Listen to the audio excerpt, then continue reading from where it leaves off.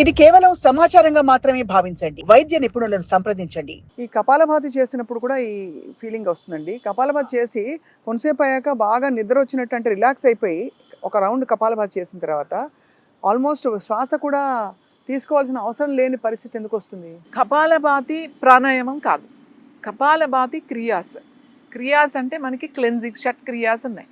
Shut క్రియాస్లో నేతి, నేతి అంటే ముక్కు వాష్ అనుకోండి. జలనేతి, సూత్రనేతి, జలనేతి, సూత్రనేతి, తర్వాత ధృతనేతి, దుగ్ధనేతి, మూత్రనేతి, స్వమూత్రం, గోమూత్రం ఇన్నున్నాయి నేతి క్రియాస్లో. తర్వాత తైలనేతి కూడా ఉంది. తైలంతో కూడా నేతి చేస్తాం. అది థెరపీస్లోకి వస్తాయి అన్నమాట. ప్రాబ్లమ్స్ ఉన్నప్పుడు ఎలా చేయాలి అని. సో అలానే దౌతి ఉంది. దౌతి అని అంటే పొట్ట వాష్, నేతి నోజ్ వాష్, దౌతి అంటే పొట్ట వాష్.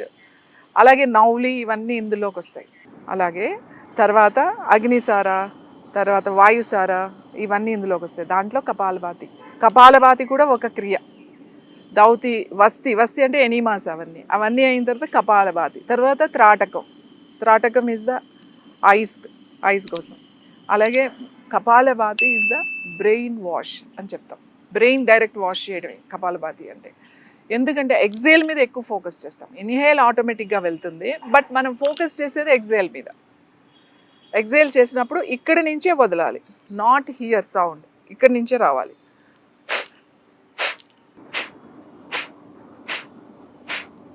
జలుబు చేస్తే మనం ఈ ముక్కు క్లీన్ చేసుకోవడానికి ఏం చేసినాం అదేనండి కపాలభాతి.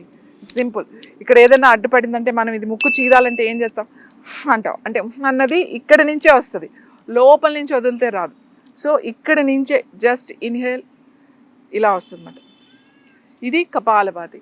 ఇలా చేయడం వల్ల మోర్ ఆక్సిజన్ బ్రెయిన్కి వెళ్తుంది. అప్పుడు ట్రాంక్విల్ అయిపోతుంది. ట్రాంక్విల్ అయ్యి మీ బ్రెయిన్లో ఉన్న ఆ న్యూరో సిస్టమ్ అంతా కూడా యాక్టివేట్ అయిపోతుంది.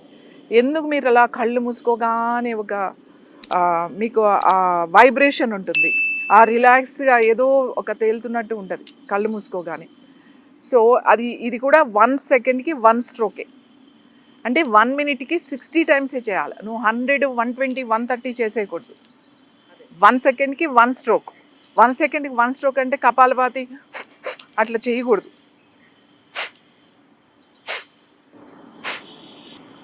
అలా చేస్తూ వెళ్తాం. ఇక్కడ 2 జరుగుతున్నాయి. ఒకటి అబ్డామెన్. ఎవ్రీ టైం అబ్డామెన్ లోపలికి ఫోర్స్గా వెళ్తుంది లోపలికి. సో ఏమన్నా గ్యాస్ అది కూడా ఉంటే రిలీజ్ అవుతుంది. పొట్ట దగ్గర ఫ్యాట్ బాగా తగ్గుతుంది. ఈ పొట్ట ఎప్పుడైతే ఫోర్స్ వెళ్ళిందో ఈ డయాఫ్రమ్ కూడా ఇలా వెళ్ళడం వల్ల మనకు మోర్ ఆక్సిజన్ బ్రెయిన్కి వెళ్తుంది.